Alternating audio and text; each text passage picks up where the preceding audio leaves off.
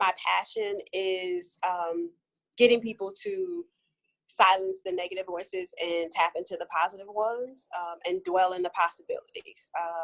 As I shared before many times, we all spell struggle the same way, but it's like, how do you deal with the struggles? So I'm one who truly believes that we are all resilient, and we just have to be able to tap into that and have some tools to be able to tap into that resiliency. All right. So what are the keys to building that caring and nurturing environment? Well, depends on your capacity, not so much capacity, you as a stakeholder. If you're in a school setting or a counselor or a doctor or a friend, right? Like I would say the skills or the tools are the same, but it's being present, being welcoming, building relationships, allowing people to be heard, validating that person's feelings or at that moment and giving them space and opportunity to work through those things. I believe people need psychological safety. So if I'm coming to you and I'm expressing this hurt or this fear or this pain, I need to know that I'm in a space where I can share it and be allowed to feel, oftentimes we want to tell people to get over things, or it doesn't matter, or it's not that bad, or it'll be okay. And we don't allow people to rest or feel the anger or feel the hurt or feel the pain. It's just the matter of, this is how you fix it. This is how you fix it, opposed to allowing people to say, I'm angry, I'm frustrated, I'm upset, this hurt me. And when you do that, it fosters this relationship of, I can trust you. So you need psychological safety. You need someone that's going to be someone to listen, and then help that person problem solve. Like, what do you think you can do better in this situation? Or what do you need to feel safe? What do you need to work through this? So kind of help them problem solve, because not everyone knows the answers or have the resources. So if you kind of create this space for them to help develop an action plan, so to speak, and an action plan may be assessing your support system. It may be when you're triggered, color. It may be when you're triggered, allow yourself to cry. It may be take medication. It may be seek counseling. It may be a lot of different things depending on the stakeholders or the people you are serving, or even for self. What do I need to work through this to get to being resilient? Because it's not a destination, it's a journey. So it may look one way today, and tomorrow it may be something totally different. I've gone through a lot, but I'm still resilient every day because I have different challenges. So it's not a destination. So I've heard resiliency defined as the ability to bounce back despite adversity. Can you give us a real life example of your own resilience, or a story of a student that you've worked with, or maybe even a colleague that you've worked with that you've been able to help bounce back? So with the student, it's oftentimes I've had a lot of students deal with all sorts of trauma, whether it's when I was working at an alternative school, and a lot of those students lived in neighborhoods where friends or even siblings were, gunned down the night before because of gang involvement or innocent bystander. And so the next day they showed up to school, like, how resilient is that, dealing with this life crisis, but the next day they showed up to school, and it kind of shifted the conversation in my math class, right? And so as a teacher, I could have pushed them to learn about, geometry, with obtuse and right angle and things like that. But it was like, no, we need to reflect on what happened. How was this making them feel? Other students opening up about experiencing death in other ways. I even shared about my brother.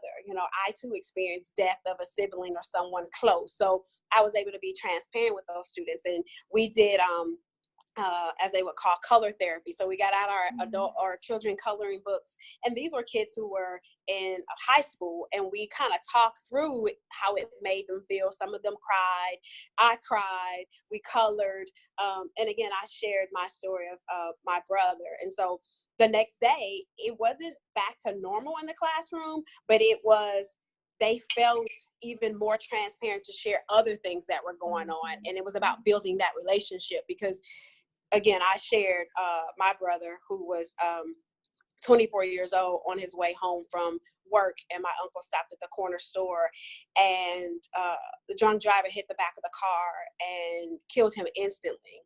And he passed away, and it was his father who molested me when I was young, from the time I was 5 to 7.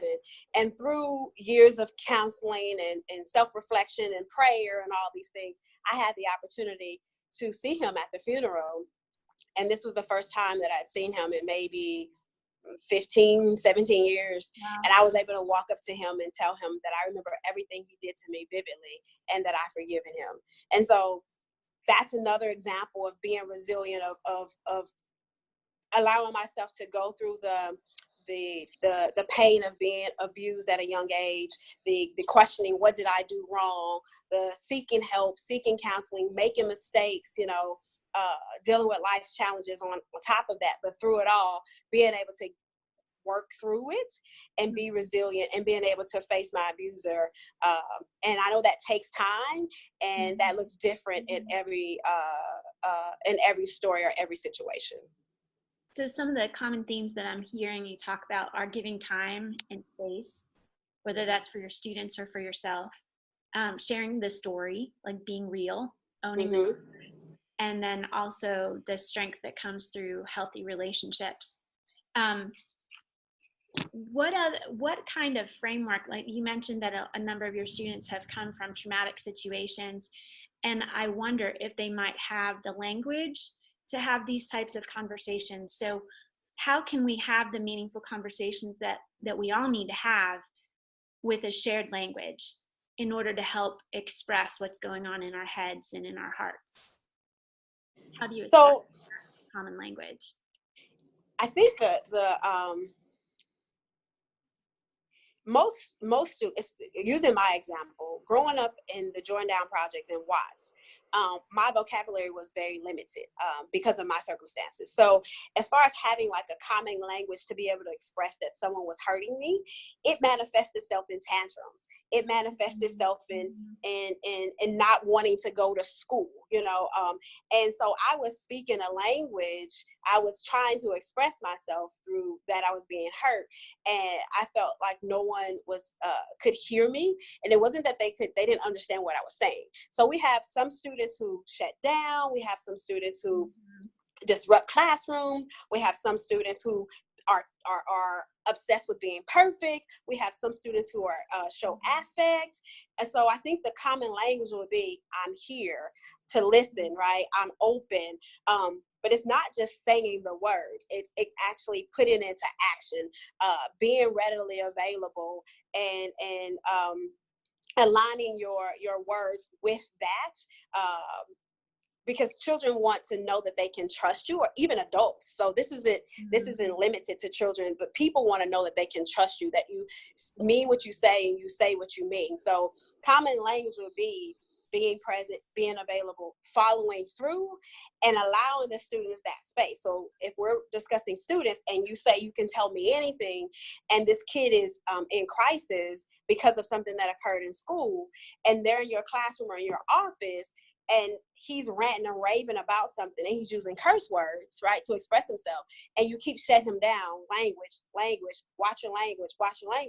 Well, that's not safe space, because in this moment, he or she may need to yell and curse and holler, and you need to allow them to do that, because that's the way they need to express themselves. And over time, you can help them manage their behavior, manage their language. But at this point, it may be kicking, screaming, hollering, yelling. And we have to provide that space. So I think safe language is more about action and more about behavior. Safe language would be, I'm welcome, I'm here. These are my boundaries, because even when students come to you as a teacher, counselor, or friends come to you, there's some boundaries they need to understand, that if you're here to tell me that you want to harm yourself or harm someone else, or pregnant, or this is what I have to do. I have to report this. I have to do this. Anything outside within these boundaries, I'm here, and I'm here to listen. I'm here to this. You can trust me with this information. But if we go outside of these boundaries, I have to do A, B, C, D, and E. Because if you don't let them know those things and someone else receives the information, then they may feel as if you violated their trust, So it goes back to being transparent, being open, and facilitating a relationship. I think all falls under having common language. That's good. And what I hear when you're talking, Shree, is that there's a difference between rules and boundaries. Yes. Can you talk a little bit more about that? Because like when you talk about language, like if a child is, or a student is upset or angry, they might be cussing, and that might be against the rules of the school, but it's not necessarily outside the boundaries of that safe relationship. Could you talk a little more about that? Definitely. It would happen to me all the time. Like, kids would come to me, whoa, and as they're explaining something to me, it was, F this, F this, F that, because that was the way they needed to express what was going on. And I listened. If we're talking about something related to sex, they didn't know the proper terminology. So when they were speaking, I would not so much correct them, but when I did the active listening, like, so I hear you say, this, I use the proper terminology, when they said, something related to F this or F that, it really frustrated you, or it disrupted, this emotion. So I tried to help them find the proper language.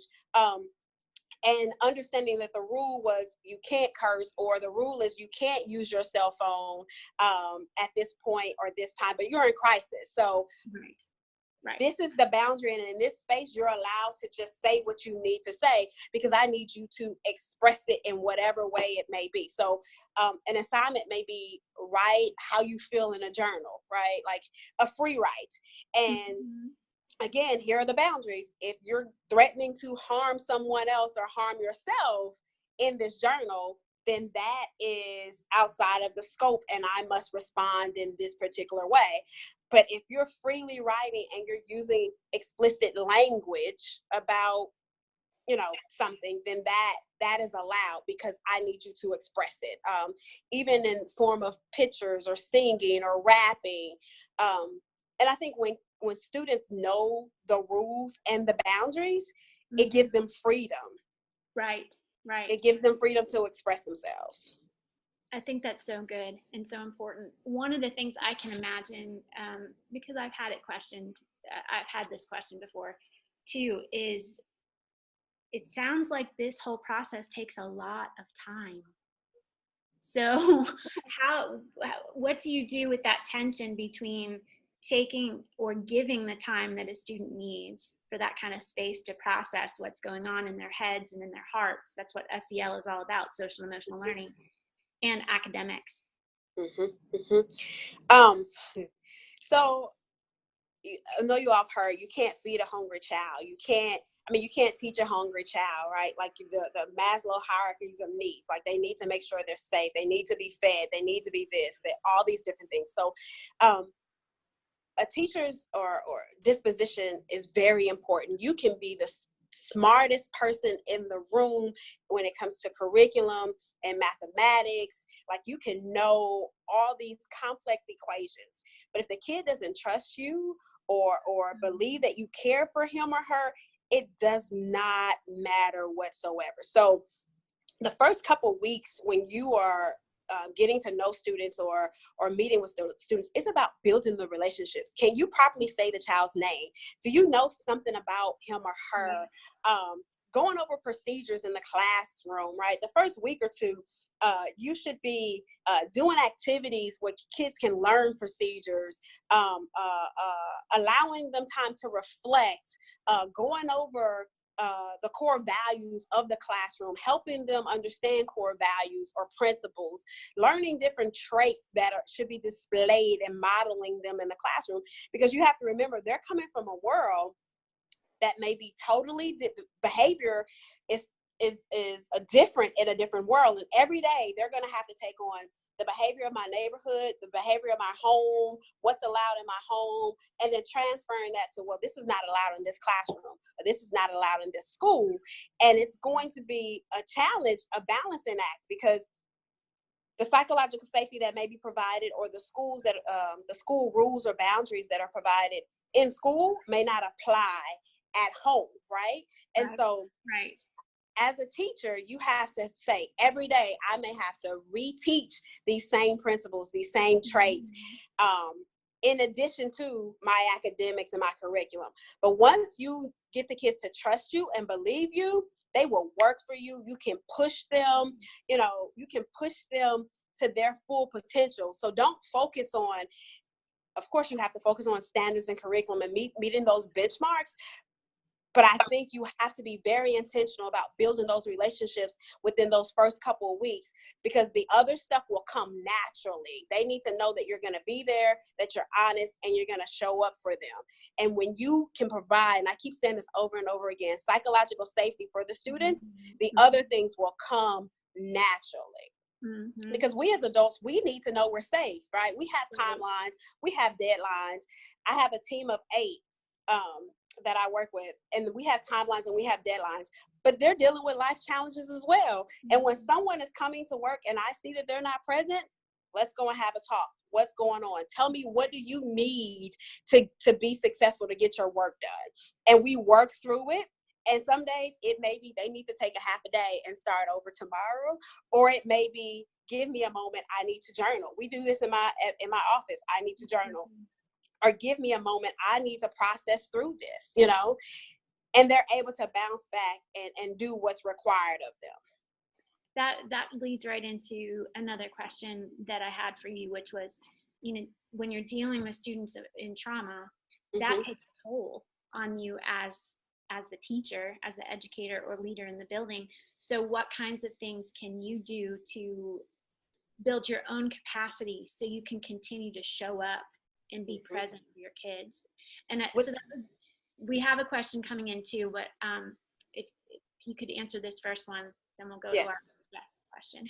Which is very important. Like, you have to make sure you have capacity, because if you're empty, that kid who's looking for you every day to show up, like, you're not going to have anything to give, right? And so I think as educators in whatever capacity, you have to have a circle, right, of people that can do the we care, not the self-care. Because I think of self-care as something is wrong with you. You need to take a day and go and get yourself together, and then you can come back to the group. And it's like, no, we care. Like, if you're my colleague, if you're my coworker, we need to have our own support system or support group, and not to do the moaning and the groaning and the whining, right? Like, not to do that and to talk about kids in a negative way. Talk about the challenges, talk about the barriers, talk about how it's impacting you mentally, physically, and emotionally, but also coming up with some solutions or some alternatives to help better support that particular student.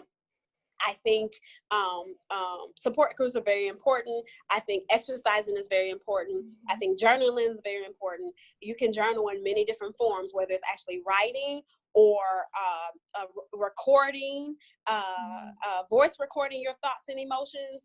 I think getting parents involved, right? So you can have a better understanding of what's going on in that student's world. Because when you know as an educator why this kid is, can you still see me? The lights went off. Okay. You know why a student is behaving some kind of way. You may be a little more passionate, have a little more compassion for the student, because now you understand he's literally fighting to get to work, to school, or he didn't complete his homework because he's homeless, and every night his placement is different, a different placement. So you may have a better understanding of how to respond to the student. So building relationships with colleagues, doing some things that you like to do personally, whether it's journaling, reading, writing, singing. And it may be you have to take a mental health day and stay at home and do something just about for you, but being honest with yourself and knowing when you've reached that and you need to replenish and rejuvenate, tapping into your faith, tapping into that if you are a believer. And if you're not a believer, you don't have to be. It's tapping into like self-thoughts about what do you need to remind yourself that you do have purpose, and those kids are watching you, everything you do, what you say, what you don't say, how you respond, your body language. They're watching everything, even more so because they don't have the words to say. So they have a very nonverbal IQ. So they know when you've reached your capacity or when you're frustrated by the smallest thing. So listening to your body and being able to pull away in some form or fashion, i.e. tapping into your support group, your own self resources, journaling, exercising, and then building relationships with the community and families to just see what's going on in the community, so you can understand how to better provide resources for those people in that community. That's so good. I'm hoping that we can jump in and get a couple questions since we started a few minutes late. Yes. I'm hoping that Zoom won't kick us out right at 1:30, so we'll try. The question from a friend of mine, Lynn Lavender, hi Lynn, thanks for tuning in, is how do you handle it when the students make the classroom psychologically unsafe for other students? That has happened a lot, especially at the alternative school. It was, in the system I worked in, the alternative school, the demographics changed a lot. So at least I would say 3 or 4 times a month, we were having 2 to 3 new students either added to the classroom or left the classroom because their time was up. So that's why it was very important for me to develop core beliefs in the classroom. I was exhausted at times because I had to reiterate the rules over and over again. And there were days where I would have to stop and say, be mindful of our rules. My purpose is to educate you. I'm going to be here every day. I would give them examples of my purpose and their purpose. I sent home note cards, postcards. That's how I was able to get their correct addresses, because a lot of kids like to receive nice notes in the mail. I called every parent within the first couple of weeks or the first week that they entered into my classroom to say something positive. I made sure that I had 2 or 3 positive phone calls before I had a correction phone call. And so when I had that one student or those 2 or 3 students that entered the classroom and they disrupted the classroom because they weren't used to the structure, which allowed them freedom, the other students, peer groups would tell them, yo, we don't do that in this class, or they would model for them, right? Sometimes I would have individual conferences with the students, and just kind of get to know them like a little bit on my own, pulling them before class or after class, and me building that relationship and integrating them into the classroom. And with me doing that, it was still challenges because the dynamics changed often, but I didn't have to do as much of it because the culture of the classroom was already set. And so it was modeling that, and then be an example for the students. So if I was struggling with something one day and my attitude was not the best, I would apologize. You know what? Let me apologize for my behavior. Or if there was a lesson that I was teaching and it was it was boring, or it didn't engage them, it wasn't challenging, the next day, you know what? I reflected on that lesson, and this lesson was terrible. I did a terrible job with explaining this to you guys. So let's start over. So it's truly understanding that you are the captain of that classroom, and the atmosphere, the culture is contingent upon how you lead the classroom, being flexible, being willing to make those adjustments, and building relationships every day. That's so good. So 2 quick things before we go. And friends, thanks again for joining in. 1, what tip would you give to our educators who are part of our group here for summer? As you know, summer's quickly approaching. What are some things that they might be able to encourage their students with, as I know that it's a huge transition from the safety and security of school into the unknown of summer?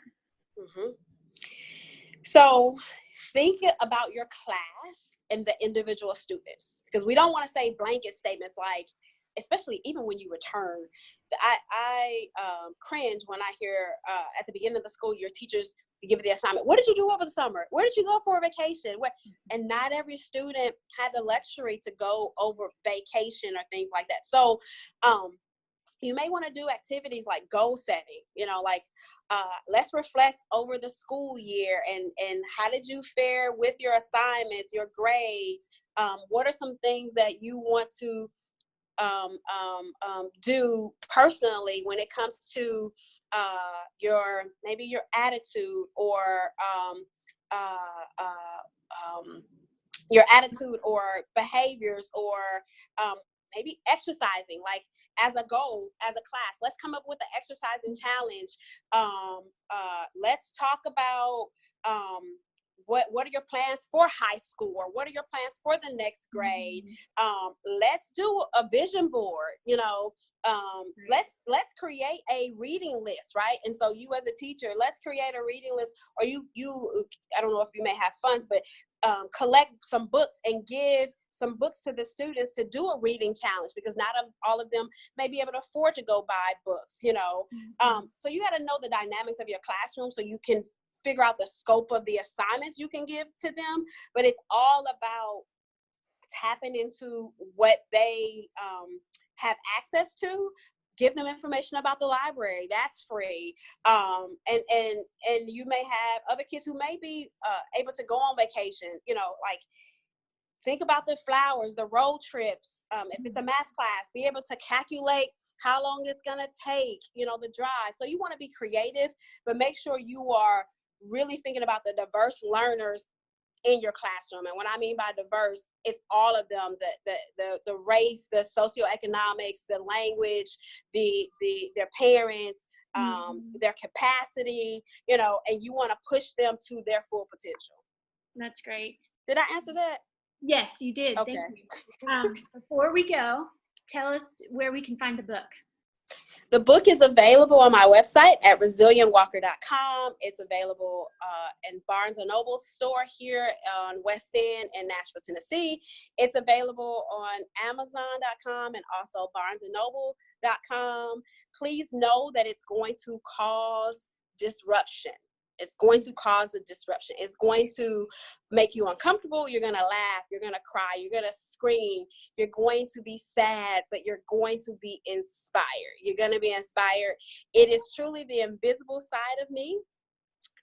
It's going to take you on this emotional roller coaster, but your life will be changed forever. Awesome. How can people get in touch with you, Shree? My email address is Shree.Walker@resilientwalker.com. Shree.Walker@resilientwalker.com. Well, thank you so much for being our guest today for Love in a Big World. And thank you, friends, for tuning in. We will have this webinar available on our website, loveinaBigWorld.org, in just a couple days. Thank you, Shree, for all the work that you do for our kids, families, and communities. You're amazing. You are amazing. Thank you. Thank you. Thank you. Thank you all. Have a great day. You too.